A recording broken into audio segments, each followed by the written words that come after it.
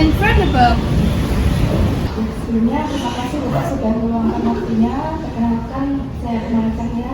Ini saya dan Sinta, kami dari Prodi Bisnis Perjalanan Wisata UGM. Kami diminta untuk melakukan wawancara untuk memenuhi tugas kami dalam mata kuliah kebudayaan Indonesia. Langsung saja pertanyaan. Ini kita perkenalan dulu, Bapak namanya apa? Seperti siapa? Namanya apa ya? Namanya siapa? Ya, baik. Perkenalkan teman-teman, saya namanya Andi Mulya, biasa dipanggil Andi. Saya adalah seorang edukator di Museum Benteng Frederick di Jakarta. Mungkin orang-orang lebih memahami atau mengenal edukator itu sebagai seorang pemandu. Yang memang tugas utamanya adalah memandu, menjelaskan tentang Museum Benteng Frederick itu sendiri, koleksi, peristiwa ataupun diorama yang terdapat di dalam Museum Benteng Frederick itu. Baik, mungkin bisa dijelaskan terkait dengan sejarah benteng itu sendiri bagaimana ya? Jadi sejarahnya ya ini cukup panjang sebenarnya karena berdirinya Benteng Frederick ini memang ada kaitannya dengan sejarah dari Yogyakarta itu sendiri. Di mana Yogyakarta itu kan pasca perjanjian Jati akhirnya terbentuk sebagai sebuah kesultanan dan ada nama Kesultanan Yogyakarta Hadiningrat ya pada tahun 1755. Kemudian Sultan yang pertama, Sultan Hamengkubuwono yang pertama itu kemudian membangun keraton ya di tempat yang sekarang kita kenal ya, di tempat yang sekarang, kemudian menempatinya secara resmi pada tanggal 7 Oktober tahun 1756. 4 tahun kemudian VOC Belanda meminta kepada Sultan yang pertama untuk dibangunkan sebuah tempat tinggal yang nantinya akan digunakan sebagai tempat beristirahat bagi para prajurit Belanda yang ditetapkan atau ditempatkan di wilayah Yogyakarta. Sebenarnya tujuan utamanya adalah untuk mengawasi Kesultanan Yogyakarta yang dipandang oleh VOC masih mampu memberikan ancaman yang dapat memberikan ancaman bagi eksistensi VOC Belanda terutama di Pulau Jawa. Tapi alasan itu tidak ditampilkan secara terang-terangan, tapi menjadi sebuah hal yang ditutup-tutupi oleh Belanda sehingga Belanda kemudian menggunakan alasan tempat beristirahat untuk pembangunan dari Benteng Frederick. Sehingga pada awal terbentuknya benteng pada tahun 1760 awalnya bernama Benteng Rustenburg. Rustenburg itu artinya adalah tempat peristirahatan. Nah, tetapi kemudian pembangunan Benteng Rustenburg ini kurang menyenangkan bagi Belanda. Kenapa? Karena terbuat dari kayu, kemudian temboknya itu terbuat dari tanah sehingga dianggap kurang layak untuk dijadikan sebagai sebuah benteng. Ya kan? Sehingga Belanda kemudian meminta kepada Sultan untuk membangunkan benteng yang lebih baik kondisinya. Sultan mengetahui sebenarnya tujuan utama dari pembangunan Benteng Rustenburg, sehingga kemudian Sultan beralasan bahwa Kesultanan Yogyakarta pada waktu itu tidak memiliki dana yang cukup untuk membangunkan benteng yang lebih baik kondisinya. Maka VOC Belanda kemudian meminjamkan uang kepada Kesultanan Yogyakarta dan kemudian dibangunlah benteng yang lebih permanen, yang lebih kokoh dan memakan waktu sampai 20 tahun lebih. Nah, jadi dari tahun 1765 pembangunan tahap kedua dilakukan dan baru berakhir pada tahun 1787. Jadi memakan waktu lebih dari 20 tahun. Nah, di tahun 1810 berdasarkan kajian yang kami lakukan, kajian terbaru yang kami lakukan, terjadilah perubahan nama yang dari Benteng Rustenburg menjadi Benteng Frederick. Ini terjadi pada tahun 1810 ketika itu VOC Belanda sudah bubar ya. Kemudian wilayahnya diambil alih oleh pemerintah kolonial Hindia Belanda yang menjadi gubernur jenderal pada waktu itu adalah Herman Willem Daendels. Daendels kemudian menurunkan Sultan kedua, Sultan Hamengkubuwono yang kedua, dan kemudian mengganti nama ya dari Rustenburg menjadi Frederick yang artinya adalah perdamaian. Kenapa? Karena Daendels menganggap bahwa dengan menurunkan Sultan yang kedua akan ada perdamaian di wilayah Yogyakarta, karena memang Sri Sultan Hamengkubuwono yang kedua menunjukkan sikap yang sangat bermusuhan dengan pemerintah kolonial Hindia Belanda. Gitu. Nah, 1 tahun setelah perubahan nama ini terjadilah pergantian kekuasaan ya di Pulau Jawa ketika Inggris kemudian masuk mengalahkan Belanda, lalu ditandatanganilah kemudian kapitulasi Kuitang ya dari tahun 1811 sampai 1816. Benteng Frederick berada di bawah penguasaan pemerintah kolonial Inggris di bawah pimpinan Thomas Stamford Raffles ya, atau Raffles ya kalau orang Indonesia.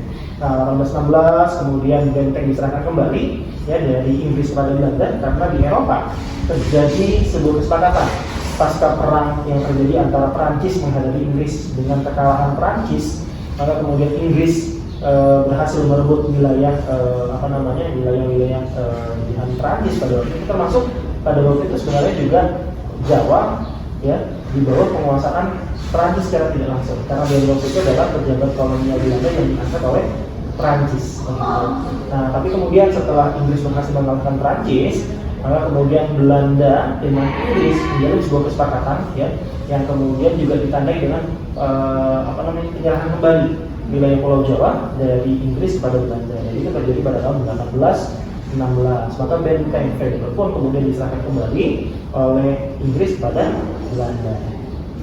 Dan di tahun 1867 pernah terjadi gempa bumi besar yang mengakibatkan sebagian besar bangunan di wilayah Yogyakarta mengalami kerusakan parah, termasuk benteng Frederick. Maka dibangunlah kembali benteng Frederick. Ya, ada ya bisa kita katakan renovasi atau revitalisasi yang dilakukan oleh pemerintah kolonial Belanda terhadap bangunan benteng Frederick di tahun 1867. Termasuk juga ikonnya Yogyakarta yaitu Tugu. Ya, itu kan juga mengalami perubahan sebenarnya. Kalau kalian berada di kawasan Tugu, kemudian di sisi selatan Tugu itu kan ada miniatur Tugu Golonggilis namanya. Itu adalah Tugu pertama sebenarnya. Nah, kemudian hancur dan dibangun ulang Tugu yang sekarang oleh pemerintah kolonial pada tahun 1867. Itu sejarahnya. Nah, sampai kapan kemudian benteng Frederick ini berada di penguasaan Belanda? Sampai 1942. Ketika Jepang kemudian masuk dan mengalahkan Belanda, termasuk merebut benteng Frederick. Benteng Frederick kemudian oleh tentara Jepang dijadikan sebagai markas militer dan tempat penahanan tentara Belanda di Pulau Jawa atau di wilayah Yogyakarta secara khusus. Nah, sampai kapan penguasaannya? Sampai 1945. Setelah Indonesia merdeka, benteng kemudian diambil oleh pemerintah Indonesia, dijadikan sebagai markas militer oleh TNI kita. Tapi sempat direbut ya oleh Belanda dalam agresi militer Belanda kedua di tahun 1948. 49 saat pengakuan kedaulatan Indonesia oleh Belanda, ya, maka benteng Frederick ini kemudian dikuasai kembali oleh pemerintah Indonesia, ya, oleh militer Indonesia, dan kemudian sempat terbengkalai. Bangunan benteng ini sempat terbengkalai cukup lama sampai kemudian dimanfaatkan ya oleh para seniman. Salah satunya digunakan oleh mungkin teman-teman pernah mendengar nama ini, Bagong Kusodiarjo, sebagai tempat berkumpulnya para seniman melakukan aktivitas kegiatan seni, diskusi apa segala macam di dalam benteng Frederick. Sampai kemudian muncul ide yang diusulkan oleh Sri Sultan Hamengkubuwono yang ke-9 untuk memanfaatkan bangunan dari benteng Frederick ini sebagai sebuah pusat informasi kesejarahan. Nah, ide ini kemudian disambut oleh pemerintah Indonesia, oleh Menteri Pendidikan dan Kebudayaan pada waktu itu, Daud Yusuf namanya. Kemudian dilanjutkan idenya oleh Nugroho Noto Susanto dan Fuad Hasan, ya, 3 orang Menteri Pendidikan dan Kebudayaan yang berkontribusi terhadap perubahan fungsi dari benteng Frederick menjadi sebuah museum. Nah, sampai pada tanggal 23 November tahun 1992 akhirnya benteng Frederick secara resmi difungsikan sebagai sebuah museum dengan nama Museum Benteng Frederick Yogyakarta sampai sekarang. Jadi tanggal lahir benteng Frederick ini 23 November tahun 1992. Itu sejarah yang nggak singkat ya. Panjang. Kalau yang ketika direvitalisasi setelah ada gempa itu bentuknya sebelumnya apakah memang seperti ini atau? Ya, pertanyaannya sangat bagus ini. Ya, di foto yang kami dapatkan pada tahun 1864, artinya di tahun sebelum terjadi gempa, memang bangunannya sudah menyerupnya seperti ini. Jadi ada kemungkinan ya perbaikan itu dilakukan tanpa melakukan perubahan terhadap bentuk dari bangunan benteng. Tapi memang ada satu bangunan yang kemudian hancur dan sayangnya tidak dibangun kembali dan kita kemudian tidak mengetahui bagaimana bentuk asli dari bangunan tersebut. Letaknya ada di sisi timur, ya, di rumputan hijau itu dulu ada sebuah bangunan, entah itu pendopo, entah itu rumah, tapi yang jelas dulu ada bangunan di sana. Sayangnya kemudian dan ini sebenarnya rusak seperti di abad ke-20, jadi tahun 1900. Kenapa? Karena citra satelit ya, citra foto yang kemudian kita miliki itu tahunnya kemungkinan sekitar tahun 1920, atapnya masih ada. Sekarang sudah tidak ada, tapi kan kemungkinan besarnya bangunannya itu roboh atau hancur itu setelah tahun 1920. Kapan pasnya kita belum dapat informasi yang jelas, karena butuh kajian yang dalam untuk menentukan bagaimana bentuknya dan kapan robohnya. Ya. Untuk pengelolaannya sendiri, benteng ini, museum ini di bawah siapa dan apakah ada kerjasama dengan pihak lain? Ya, ini pertanyaan yang sangat bagus ya. Jadi di bawah pengelolaan siapa? Sebenarnya sekarang Benteng Freiburg itu bersama dengan 17 museum se-Indonesia dan 34 bangunan cagar budaya yang dikelola oleh Kementerian Pendidikan, Kebudayaan, Riset dan Teknologi itu dijadikan satu dalam sebuah badan layanan umum atau BLU dengan nama Museum dan Cagar Budaya. Makanya Benteng Freiburg ini adalah bagian dari NCB ya, atau yang kemarin teman-teman 2 minggu yang lalu mungkin juga diperhentikan dari launchingnya, namanya IHA, Indonesia Heritage Agency, yang ada pertunjukan drone, kemudian mengundang bintang tamu artis nasional ya, Nicholas Saputra, Salman Riyadi, Chelsea Islan, termasuk juga dihadiri oleh Menteri Pendidikan, Kebudayaan, Riset dan Teknologi ya, Mas Menteri Nadiem Makarim. Itu kemudian launchingnya dilakukan di Museum Benteng, yaitu adalah launching dari IHA atau BLU Museum dan Cagar Budaya. Jadi kita berada di bawah Dirjen Kebudayaan, Direktorat Jenderal Kebudayaan, Kementerian Pendidikan, Riset, Kebudayaan, Riset dan Teknologi, Kemendikbudristek, ya, MCD. Gitu. Jadi Kemendikbudristek, Dirjen Kebudayaan, Museum dan Cagar Budaya atau MCD tadi, unitnya Museum dan Cagar Budaya. Gitu. Itu secara struktur organisasinya. Gitu. Nah, kemudian bekerja sama dengan apa aja kan begitu ya pertanyaannya. Ya. Kalau teman-teman nanti jalan misalkan lihat ke sisi barat, kemudian di sebelah kanan itu ada kafe, maka kafe itu nanti akan dikelola oleh pihak ketiga. Siapa yang mengelola? Coklat Monggo. Nah, di kafe itu nanti akan dikelola oleh Coklat Monggo. Nanti ada gelato di sana dijual, ada produk coklat Monggo yang dijual, ada kopi, ada minumannya, jelasnya, kemudian ada pastry dan lain sebagainya. Jadi konsepnya konsep kafe. Kemudian di bagian dalam, ya di belakang dari diorama 1 di sisi selatan dari Museum Benteng, sudah ada beberapa pameran yang masuk mengisi, di antaranya ada roti, ya roti kopi maksudnya roti. Kemudian juga ada daun pirang, ya. Kemudian juga komunitas-komunitas. Kalau itu tadi bicara dari sisi bisnisnya ya, ada kafe, kemudian ada food court di dalam kawasan Benteng. Kemudian juga kita telah bekerja sama dengan beberapa instansi pemerintahan juga sekitar seminggu yang lalu ya, dari hari Kamis ya, Jumat, Sabtu, Minggu. Kalau teman-teman lihat Instagram Museum Benteng itu sempat buka selama 3 hari dari tanggal 24 Mei sampai 26 Mei 2024 karena memang ada kegiatan perayaan Hari Pendidikan Nasional yang dilaksanakan oleh UPT Kemendikbudristek se-DIY. UGM juga ada mendirikan booth di sana, kemudian ada UPN, ada ISI, ada SD, SMP, SMA, se-DIY. Ya, nggak semua tentunya, tapi ada beberapa sekolah yang juga mendirikan stand di sana. Nah, ini kan bentuk kerjasama yang kita lakukan dengan beberapa pihak ya, baik instansi pemerintahan maupun pihak swasta. Dan juga kita bekerja sama dengan komunitas-komunitas yang memang sudah terjalin sebelumnya. Jadi sebelum revitalisasi yang berjalan di awal tahun 2024 ini, kita sudah punya kerjasama dengan berbagai macam pihak. Jadi ada sekitar 40 komunitas yang telah bekerja sama ya dengan Museum Benteng Freiburg ini. Ini revitalisasinya itu bagian mana sih? Semuanya. Ya, kalau dari kawasan diorama itu adalah kawasan interiornya, maksudnya dalamnya, interiornya kita lakukan perubahan, mempercantik, istilahnya mungkin beautification. Ya, kita cahaya lampunya kita ubah, ya kan. Kemudian dari rendulnya, ya, itu kita ubah. Kemudian ada penambahan patchwork baru ya, amuk di diorama 1, diorama 2, diorama 3 itu kita melakukan penambahan. Gitu.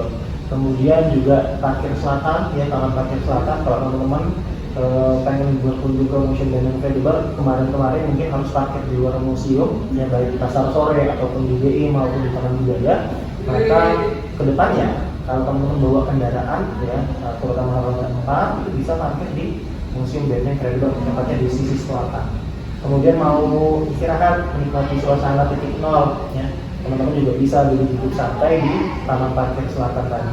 Kemudian juga ada gardu pandang atau anjungan yang letaknya berada di sisi selatan bastion, ya.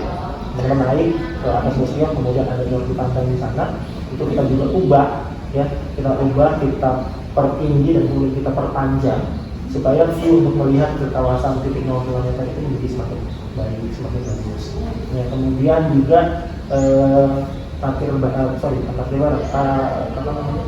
pintu barat. Nah, jaga itu kita tambahkan fasilitas air mancur menari atau fountain. Gitu. Kemudian juga ada penambahan, ini sebenarnya sudah dari akhir tahun lalu, video mapping, ya kan?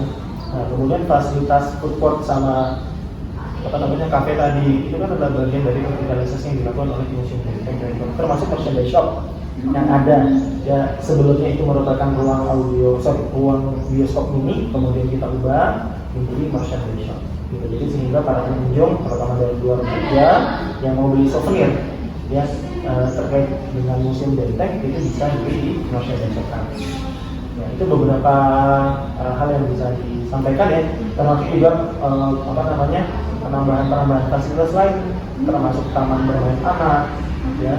Kemudian juga musola kita tambah begitu dari sisi barat, ya. Kemudian di sisi timur juga ada. Kemudian kita mempercantik playgroundnya, ya, playground tempat untuk bermain anak. Ada yang indoor, ada yang outdoor. Kalau kemarin kan outdoor aja, sama ada kids corner. Sekarang kita tambah yang indoor. Kids corner masih ada, taman bermain anak indoornya juga ada, playgroundnya kita percantik. Nah, termasuk juga taman-taman seperti yang ada di balik teman-teman, ini kita juga ubah. Kemarin itu ada kolam ikannya, sekarang kita hilangkan kolam ikannya, kita ganti dengan taman itu. Kalau ngomong soal fasilitas, itu fasilitas selain musola dan teman-teman itu ada apa? Ada banyak sekali fasilitasnya. Fasilitasnya untuk fasilitas untuk menunjang aktivitas di Museum Benteng, ya. Selain penambahan musola yang sudah disampaikan, kemudian juga kita melakukan perbaikan pada toilet. Kita punya banyak sekali toilet yang bisa digunakan oleh para pengunjung. Ada toilet di sisi utara, ya. Ada toilet di sisi selatan. Kemudian ada toilet yang ada di Rama 2, di Rama 3. Kemudian ada toilet di sisi timur, ya, dari Taman Bermain Anak. Itu ada banyak sekali toiletnya yang kemudian kita percantik, ya, kita tingkatkan kebersihannya, kita tambahkan juga dengan mengharum ruangan, gitu. Jadi kalau pengunjung ketika masuk itu tidak lagi mencium bau-bau aneh, gitu, ya, yang sering muncul pada kamar mandi. Itu ya, fasilitas toilet. Yang kedua, parkir. Kita sediakan lagi sekarang, ya kan? Di sisi selatan itu kita menyediakan lahan parkir. Kemudian dari gardu pandang, ya kan, di sisi selatan dari bastion di Rama 2, di Rama 1 maksud saya, ya. Jadi ada bastion di sisi selatan dari Rama 1, ya, gardu pandangnya juga kita percantik begitu. Dan termasuk juga revitalisasi fasilitas taman-taman tadi, ya, taman-taman tadi. Kemudian ada kafe, ada food court, ada minimarket juga, ada merchandise shop. Itu adalah bagian dari fasilitas yang kita munculkan setelah revitalisasi. Kalau revitalisasinya itu berapa lama, Pak? Ya, jadi Ya. revitalisasinya kemarin kan berlangsung sebenarnya dalam 2 tahap, ya. Pertama itu di akhir tahun 2023, Oktober sampai Desember. Tapi memang waktu itu revitalisasinya skalanya banyak, tapi tidak sampai harus menutup museum. Begitu. Nah, kemudian tahap yang kedua berlangsung dari bulan Maret sampai Mei, kurang lebih 3 bulan. Dan karena banyak sekali yang kemudian kita sentuh, ya kan, direspon begitu, sehingga kalau kemudian kita buka, khawatirnya akan mengganggu kenyamanan para pengunjung, ya. Jadi kenyamanan para pengunjung itu berkurang, sehingga menimbulkan, ya, ketidaknyamanan dari para pengunjung. Dan yang kedua, dikhawatirkan juga malah perlambat proses revitalisasi itu. Sehingga kita putuskan kemarin selama 3 bulan museum tutup total untuk persiapan reimajinasi wajah baru dari Museum Benteng dari Jakarta. Kemudian menjawab pertanyaan kapan akan buka lagi, sekarang sedang digodok, masih dalam tahap penggodokan kapan akan dibuka kembali. Yang jelas di bulan depan, di bulan Juni kita berharap kita sudah bisa buka. Untuk kemarin trial 3 hari, 24 sampai 26 Mei itu free gratis. Tapi dari jam 8 sampai jam 4 sore. Kedepannya kita akan buka setiap hari. Senin sampai Minggu, Senin Kamis ya, Senin sampai Kamis dari jam 8 pagi sampai jam 8 malam, Jumat Sabtu Minggu dari jam 8 pagi sampai jam 10 malam. Gitu. Jadi semakin panjang waktu para pengunjung untuk bisa menikmati Museum Benteng dari Yogyakarta. Kalau fasilitas sebelum direvitalisasi itu bagaimana Pak? Apakah pernah ada komplain dari pengunjung? Kalau komplain mungkin enggak ya. Jadi saya bisa jelaskan sedikit tentang kepuasan para pengunjung di Museum Benteng. Angkanya itu menunjukkan angka sangat puas, 88 sampai 91. Kemudian kalau kita lihat di Google Maps, kan orang sekarang sangat mudah membeli tinggalnya lewat Google Maps gitu ya. Angkanya di atas 4,5, tepatnya 4,6 dari 18.000 lebih pulasa. Kalau angkanya sudah di atas 4,5, bagi saya sudah sangat baik. Begitu ya, artinya banyak orang yang puas ketimbang yang tidak puas gitu. Pun kalau dikasih bintang 1 ternyata ulasannya positif, tapi ngasih bintangnya cuma 1, kira-kira begitu. Kadang-kadang salah ngasih bintang begitu ya. Nah, komplainnya kebanyakan hanya terkait gak ada lahan parkir, gak disediain tempat jualan minum, nah gitu. Maka dari berbagai macam masukan itulah, kemudian kita mencoba untuk menampung ya masukan-masukan tadi dari para pengunjung, sehingga kemudian ada lahan parkir baru di selatan, dan juga ada minimarket, ada merchandise shop. Gitu. Jadi hal-hal yang mungkin bisa mengurangi kenyamanan para pengunjung ketika berkunjung ke sini itu coba kita atasi. Jadi jawabannya adalah tadi penambahan fasilitas seperti yang tadi sudah saya sampaikan. Untuk harga tiketnya kan setelah fasilitasnya ditambah itu bakal ikut naik? Iya, pertanyaannya bagus banget. Iya, gini, perubahan kita statusnya ya, dari PPNBBL itu kan diikuti dengan penambahan fasilitas, kemudian juga penambahan waktu berkunjung dari yang tadinya sampai jam 4 sore saja, sekarang jam 8 bahkan jam 10 malam kalau weekend begitu. Nah, kemudian juga penambahan fasilitas penunjang wisata malam seperti water fountain, seperti video mapping. Ini tentunya akan membuat ada penyesuaian terhadap harga tiket. Ada penyesuaian harga tiket. Berapa penyesuaian harga tiketnya itu yang belum bisa saya jawab juga karena masih dalam tahap pembaruan tadi. Nanti ketika harga tiket itu sudah muncul, maka nanti akan diikuti pula dengan pembukaan museum. Tapi seharusnya tidak lama lagi ya sudah ada angka untuk penyesuaian harga tiket tadi. Gitu. Yang jelasnya sih harapannya tetap bisa menjangkau semua kalangan begitu. Kemudian apakah ada paket wisata yang disediakan dari Benteng Festival? Iya. Pertanyaan terkait harga tiket, kemudian paket wisata itu semuanya jawabannya sama, masih dalam tahap pembaruan. Nah, itu masih dirapatkan sebenarnya. Begitu. Kalau sebelumnya itu sudah ada? Nggak ada. Kalau dulu nggak ada, pengunjung mau minta pemanduan ya silahkan, nggak mau dipandu pun nggak apa-apa. Begitu. Jadi kalau dulu kan ya silakan akses seluruh kawasan museum, harga tiketnya sama kan gitu. Mau pakai pemandu mau tidak pakai pemandu pun harga tiketnya sama. Gitu. Jadi kedepannya nanti akan ada perubahan atau penyesuaian. Nah itu nanti yang belum bisa saya jawab sekarang karena masih dirasakan. Gitu. Kalau ada kunjungan study tour itu tetap menghubungi dulu ya Pak? Nah pertanyaannya juga bagus nih.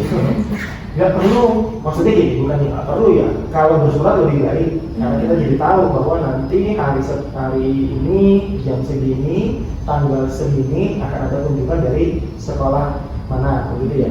Entah dari Jogja atau dari luar Jogja. Tapi kalau misalkan kemudian mereka tidak bersurat, datang ke Museum Benteng, minta pemanduan bahkan, tetap akan kita layani. Jadi kita tidak hanya melayani yang bersurat saja, tapi yang tidak bersurat pun tetap kita layani. Karena kan bagaimanapun juga ini adalah sebuah museum yang menyajikan informasi kesejarahan yang bisa diakses oleh siapapun. Ya, bukan hanya pengunjung lokal, tapi juga pengunjung asing internasional. Begitu. Jadi untuk biayanya tetap sama ya Pak? rombongan datang Iya. itu tidak Kalau bisa. dulu, saya bicara angka dulu ya. Iya. Kalau dulu beda. Rombongan keluarga di bawah 20 orang, ya kalau dewasa 3.000, anak-anak 2.000. Tapi kalau rombongan sekolah untuk dewasa di atas 20 orang ya, itu angkanya 2.000 tiketnya. Kalau anak-anak itu 1.000. Jadi misalkan anak TK atau SD atau SMP itu harga tiketnya 1.000 kalau dia rombongan di atas 20 orang. Kalau mahasiswa di atas 20 orang, misalkan teman-teman dari bisnis perjalanan wisata datang ke Museum Benteng, itu harga tiketnya 2.000 per orang kalau di atas 20 orang. Iya, mahal parkirnya daripada Iya. Tapi itu dulu ya, kalau sekarang ya itu tadi belum tahu, yang jelas ada penyesuaian. Kemudian mungkin bisa disebutkan atraksi yang ada di sini itu apa aja dan yang menjadi unggulan biasanya apa ya? Ya, kalau kita untuk kegiatan unggulannya dari itu berlangsung 3 tahun adalah Fair Fair. Fair itu berupa pameran, ya, pameran. Kemudian juga ada kegiatan pendukung pamerannya, ya. Di antaranya ada dulu namanya Detective Fair, kemudian juga ada pameran komunitas, kemudian juga ada konser musik. Tahun lalu konser musik diisi oleh Sri Bornea, vokalisnya masih Fanny Sugiarto, bulan-bulan dia. Nah, kemudian kedepannya ya kegiatan unggulannya adalah wisata malam. Karena kita buka sampai malam kan, terutama di weekend nanti ada water fountain, ya, kemudian juga ada video mapping. Itu adalah sedikit dari kegiatan unggulan yang kita akan tampilkan dan tawarkan kepada para pengunjung. Kalau aksesibilitas menuju ke sini itu bagaimana? Ya, kita sangat bersyukur berada pada posisi yang sangat strategis ya, berada di jantung wisatanya Yogyakarta di titik 0 km. Kita berada di ujung selatan dari Jalan Malioboro. Sebenarnya kan ada jalannya Malioboro ya. Tapi orang-orang kalau datang sini jadinya Malioboro aja, ya kan? Padahal kan ada 2 part atau 2 bagian jalan kan yang pisah sebenarnya. Posisi strategis kita dikelilingi oleh kantong-kantong parkir. Ada di Mabea, ada di GI, ada di Taman Budaya, bahkan di Pasar Sore. Sehingga aksesibilitas pengunjung yang membawa kendaraan roda 2 ataupun roda 4 kalau berkunjung ke Museum Benteng, mereka bisa parkir di mana saja. Kemudian kalau transportasi umum bagaimana? Kita tahu bahwa di Jakarta transportasi umumnya adalah Trans Jogja. Di di depan Museum Benteng itu ada halte Malioboro 3 yang berhadapan langsung dengan Gedung Agung. Di selatan ya ada halte Senopati, gitu, yang kalau sekarang pengunjung turun di halte Senopati mau masuk ke Museum Benteng lewat selatan bisa. Jadi sekarang aksesnya kan kita buka 3, sisi timur yang terimbang dengan Taman Budaya dan Taman Pintar, sisi selatan yang berhadapan dengan Bank Indonesia, sama sisi barat yang berhadapan dengan Gedung Agung. Aksesibilitasnya menjadi sangat terbatas, baik kendaraan umum maupun kendaraan pribadi. Yang di sana baru ya Pak yang Iya betul. Kemudian kalau sarana pendukungnya baik yang ada di dalam benteng museum ini dan di luar museum itu apa itu Pak? Ya, kalau dalam benteng maksudnya adalah dari jaga ke dalam gitu ya. Iya. Maka di luar itu ada kafe, kemudian ada edupark, ya kan, kemudian ada monumen secara umum, kemudian juga dibarengi dengan fasilitas berupa toilet. Jadi toilet ada 2 di sisi utara, ada 2 di sisi selatan. Termasuk juga di Taman Parkir Selatan itu juga kita sediakan fasilitas toilet. Selain itu juga tadi taman parkir ya, ada parkir sekaligus taman, makanya kita menyebutnya Taman Parkir Selatan. Begitu. Kemudian masuk ke dalam ya dari pintu tengah ada merchandise shop. Tentu ada diorama, jumlahnya ada 4 diorama, diorama 1 sampai diorama 4. Kemudian ada musola baik di sisi barat maupun di sisi timur. Kemudian ada minimarket, ya kan? Kemudian ada food court. Kemudian ada bastion yang bisa diakses, ya kan? Mulai dari bastion yang ada di sisi barat, kemudian di sisi timur yang memanjang sampai sisi selatan. Gitu. Kemudian juga ada banyak toilet ya yang bisa dimanfaatkan sehingga kita harapkan pengunjung itu nggak perlu antri toilet kalau mereka berkunjung ke Museum Benteng. Sejauh saya berada di sini belum pernah saya menyaksikan ada orang yang antri toilet sampai 10 orang lebih. Nah itu saya nggak pernah lihat karena memang akses toiletnya banyak. Begitu. Kemudian apalagi ya, kita juga punya ruang kegiatan. Jadi kalau ada pengunjung yang kemudian sakit, kita bisa kasih pengobatan pertama, ruangan pertama di ruang ibu-anak. Ada juga ruang laktasi, jadi ibu hamil yang masih menyusui bayinya itu tidak perlu khawatir ketika berkunjung ke museum, karena mereka bisa memanfaatkan ruang laktasi yang kita sedia. Kalau target pasarnya itu ada nggak? Ya ada. Kebetulan banget ini sedang kita bahas. Saya sedang rapat tadi membahas terkait target. Jadi gini, saya kasih gambaran begini dulu. Pengunjung Museum Benteng di tahun 2023 itu ada di angka 509.000 orang, 509.125 orang. Gitu loh. 60%-nya atau sekitar 300.000 itu adalah pengunjung umum yang kemudian terdiri dari anak-anak, orang tua dan dewasa. Dewasa itu ya mahasiswa dan lain sebagainya. Kemudian ada rombongan sekolah 40%-nya sekitar 200.000 orang. Jadi 300.000, 200.000. Nah kemudian kita pengen tahu lebih dalam, kita gali lebih dalam dari 300.000 atau dari sekian orang yang datang ke Museum Benteng ini berapa banyak sih yang usianya itu usia Gen Z, ya kan? Yang 18 sampai 25 tahun. Maka kemudian kita mengadakan pameran tahun lalu, pameran Friend Fair yang temanya itu perjuangan, tapi kemudian kita tampilkan layout atau displaynya itu yang menyasar kaum muda. Nah, dari 137.000 orang yang berkunjung ke Museum Benteng Fair selama 2 bulan dari bulan September sampai Oktober, jadi ya September dan Oktober, ya selama 2 bulan itu kita mendapatkan angka yang menarik. Sekitar 65%-nya yang datang berkunjung adalah Gen Z, 18 sampai 25 tahun atau mahasiswa. Berarti kan ada di angka berapa? Sekitar 100.000 ya, hampir 100.000 pengunjung itu adalah anak-anak muda. Gitu. Kemudian kita juga coba lihat apa sih yang sekarang digemari oleh anak muda. Oh ternyata ada yang namanya Museum Day, ya. Oh iya. Ya kan? Acara di museum, gitu. Makanya kita juga perbanyak ke CCTV ya. Agak bercanda. Artinya apa? Artinya ya kita coba untuk melihat potensi-potensi dari para pengunjung kita. Siapa sih yang paling banyak berkunjung? Oh, kemudian kita bisa mengambil kesimpulan bahwa sasaran kita ke depannya memang untuk semua golongan, semua lapisan, ya, anak-anak sampai dewasa. Tapi kalau kemudian kita bentuk segmentasi khusus sasaran kita, jawabannya jelas, Gen Z, anak-anak muda sekarang. Gitu. Yang mungkin sekarang isunya udah mulai main isu lingkungan, ya nggak sih? Ada itu kan jadi tenar karena anak-anak muda sekarang lebih kurang dengan isu-isu lingkungan, ya nggak sih? Ya meskipun bukan hal mudah ya. Kalau teman-teman lihat pantai di mana tuh di daerah mana yang tahun lalu sudah dibersihin, sekarang udah kotor lagi ya. Jadi aksi-aksi nyata dari anak-anak muda ini yang mungkin kedepannya benar-benar kita sasar. Jadi kalau kita lihat kan Benteng ini sama-sama ya, itu punya strategi khusus nggak Pak untuk mempromosikan? Iya, jadi apa sih yang paling penting dilakukan oleh suatu produk begitu ya? Untuk dikenal kan perlu personal branding dulu ya nggak sih? Yang pertama harus dibuat itu kan personal branding. Jadi itu yang ingin kita perkuat dulu sebenarnya. Jadi kita memperkuat personal branding dari Museum Benteng.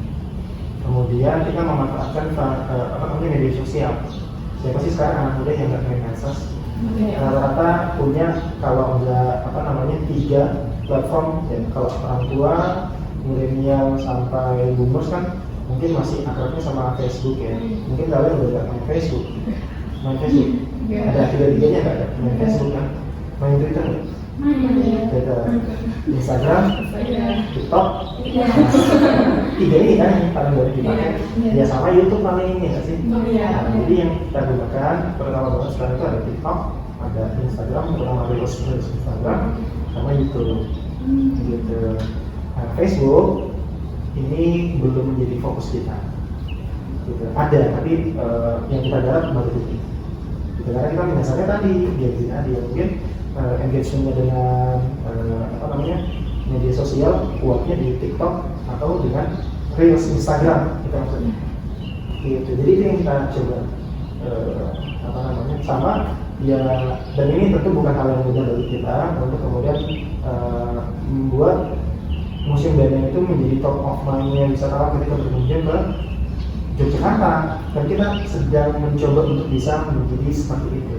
Kalau sekarang wisatawan berkunjung ke Yogyakarta, yang mereka datangi kalau ditanya kenapa ke Jogja, oh pengennya ke Malioboro, atau enggak ke Sky View, kan? atau ke Borobudur, padahal kan Borobudur Magelang bukan Jogja, Iya. atau pengen ke Prambanan, Prambanan pun setengah-setengah kan sebenarnya. Nah kita berharap nanti ke depannya, kenapa ke Jogja? Oh karena pengen ke Prambanan, nah gitu loh. Dan ini kan hal yang harus kita rintis dari sekarang, meskipun mungkin tidak langsung, tapi tahapan-tahapan itu semoga kita bisa capai. Gitu sih. Kalau untuk kunjungannya sendiri biasanya paling ramai di bulan apa? Juni, Juli, Desember. Kalau itu pas liburan. Iya betul. Sekarang saya jawab, paling sepi apa? Pas bulan puasa. Oh iya. Paling sepi pas puasa. Gitu. Ya kan capek panas. Iya. Nah, Waktu COVID kemarin itu udah tutup. Oh tutup. Jadi selama beberapa bulan kita tutup. Gitu. Udah tutup. Pas awal COVID ini tutup 3 bulan. Terus 2021 pas varian Delta sedang Oh iya. gedenya juga tutup 3 bulan. Dulu kita tetap buka kunjungan tapi virtual. Nah, virtual tour jadinya. Jadi nggak musimnya nggak buka tapi virtual tournya tetap. kalau untuk kunjungan itu setiap tahunnya apakah meningkat atau Nah, sama? data dari 2011 ya. Iya. Saya bicara data dari 2011 itu kunjungan ada pada angka 150.000. Di tahun 2023 itu ada pada angka 500.000. Trennya itu naik kecuali 2020-2021 karena memang COVID ya kan.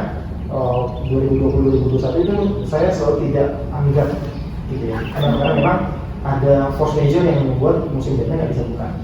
Nah, di tahun 2021 ke 2022 itu peningkatannya sangat drastis. Meskipun tidak sama dengan 2018-2019 sebelum COVID, ya kan? Tapi di tahun 2022 kunjungan itu ada pada angka 403.000 orang. Di tahun 2019 sebelum COVID itu ada pada angka 471.000 orang. Di tahun 2023 ada pada angka 509.000 orang. Kalau mengabaikan 3 tahun, ya 2020 sampai 2022, berarti kan ini selalu mengalami peningkatan. Kalau tahun ini masih turun. Maksudnya gitu. Nah, tutup 3 bulan masih turun dong. Tapi dari Januari sampai Februari pengunjungnya sudah ada pada angka 70.000 orang. 70.000. 34. Maaf Pak. Musim ini tuh ada maksnya nggak sih? Kapasitas maksimal Iya. gitu. Pertanyaannya juga bagus ya. Ada nggak kapasitas maksimal pengunjung ya? Kita memang belum pernah dalam satu waktu sampai 10.000 orang itu belum pernah. Kunjungan rata-rata saat weekend itu ada pada angka 2.500 sampai 3.000 orang. Gitu. Tapi kan itu dari jam 8 pagi sampai jam 4 sore. Nggak pernah yang namanya dalam satu waktu yang bersamaan itu dikunjungi oleh tadi misalkan 10.000. Yang bisa saya sampaikan, ketika kita ngadain konser musik Studio Korea tahun 2023 kemarin, itu di bulan Oktober, tanggal 29 Oktober kalau tidak salah ingat, itu kita batasi pengunjungnya 2.000. Tapi ternyata 2.000 itu hanya memenuhi sepertiga area Taman Timur. Gitu, yang rumput-rumput itu hanya sepertiganya. Berarti kalau misalkan kita mau maksimalkan untuk konser musik saja, berarti mungkin bisa ada pada angka 6.000 di waktu yang pertama. 6.000 itu hanya di bagian luar ya. Kalau di bagian dalam, sepertinya 2.000 pun udah sangat padat. Karena ketika MPLS, masa pengeluaran lingkungan sekolah yang biasanya kita laksanakan di bulan Juli, itu ketika ada 10 rombongan sekolah yang datang bersamaan, itu sudah produktif akut. Kalau misalkan satu angkatan itu misalkan 150, berarti 10 sekolah 1.500 atau bahkan sampai 2.000, ya berarti kan kapasitas maksimal dioramanya seperti itu. Tapi kalau musimnya 6.000 pun masih bisa. Tadi kan kunjungannya berarti setiap tahunnya naik ya Pak? Iya. Untuk tahun depan itu apakah ada target? Ya, pastinya kita punya target, tapi targetnya bukan tahunan. Targetnya nanti kita berharap di tahun tertentu itu mengalami angka kunjungan sampai 1 juta. Oh. Itu targetnya. Tapi kalau kemarin saya disampaikan itu harapannya di tahun 2027 ini bisa mencapai angka kunjungan mencapai 1 juta wisatawan. Kalau kita ngomongin ke COVID itu ya Pak, kalau di Benteng ini ada kebijakan baru yang diterbitkan selain dengan virtual itu tadi Pak? Virtual aja. Virtual. Sekarang kan layanan lain kita nggak bisa fasilitasi. Gitu. Pas COVID ya? Iya. Pas COVID ya, cuma virtual aja. Ya Ya sama paling webinar ya, jadi intinya kita online, dengan fasilitas yang online. Kemudian dampak ekonomi dari adanya museum ini itu bagi masyarakat sendiri ada nggak? Kita sayangnya belum pernah bertanya langsung ya, melakukan survei kepada para pengunjung gitu. Jadi apakah kemudian masyarakat mendapatkan manfaat ekonomi ini dari Museum Benteng? Tapi secara kasar begitu, secara kasar berdasarkan pengamatan sekilas saja, tentunya ada. Buktinya adalah para pedagang ketika kita belum punya minimarket, mereka biasa memperdagangkan minimarket itu di depan gerbang, karena kalau boleh jualan di depan atau di dalam benteng. Nah, mereka memperdagangkan minuman mereka itu di luar benteng, di depan gerbang, dan itu kemudian banyak. Ini kan menjadi salah satu manfaat ekonomi bagi museum benteng. Kemudian setiap kita mengadakan sebuah kegiatan atau event, itu biasanya kita mengundang komunitas untuk menjadikan stand. Komunitas yang bukan hanya bicara komunitas sejarah, tapi juga ada stand-stand kuliner yang kemarin itu kita fasilitasi gratis kan berbayar. Kan itu ada dampak ekonomi yang mereka dapatkan. Jadi sekarang mereka nggak jual sewa, jadi nggak akan rugi kan gitu sebenarnya. Kemudian tukang beca para pengunjung dari luar kota yang berkunjung ke Jogja kan standby di depan museum benteng. Ketika mereka kemudian menawarkan para pengunjung itu untuk diantarkan ke pusat-pusat wisata, mereka akan mendapatkan manfaat ekonomi. Tapi ya itu tadi yang saya katakan, apakah ada datanya? Sayangnya itu belum sempat kita buat pendataan. Tapi ini menjadi sebuah isu yang baik, yang mungkin mudah-mudahan bisa kita kita jadikan sebagai sebuah riset.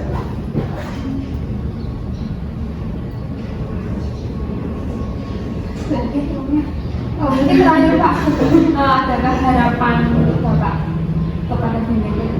Saya berharap. Iya. Saya mau berharapnya pada kalian.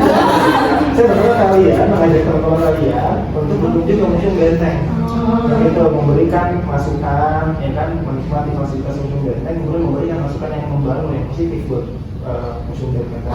Kita tentu berharap bahwa masukan-masukan yang diberikan oleh masyarakat kepada Museum Benteng itu bisa kita lakukan, bisa kita jalankan sehingga Museum Benteng menjadi semakin baik, jadi semakin semakin berkembang dan bahkan menjadi top of mind-nya wisatawan Jogja ketika mereka datang ke Yogyakarta. Itu harapan saya sebagai kalian, sebagai masyarakat begitu. Datanglah berkunjung ke museum, ya kan, belajar sambil menikmati rekreasi di Museum Benteng, itu yang menjadi konsepnya. Kemudian ajak kalian satu hal positif yang bisa kalian sampaikan kepada para pengunjung lainnya atau kepada teman-teman kalian, itu menjadi sebuah promosi gratis yang sangat luar biasa dari kami. Yang makanya kami berusaha untuk menjaga kepuasan para pengunjung. Pengunjung datang puas, 100 orang yang puas, mungkin yang cerita hanya 10.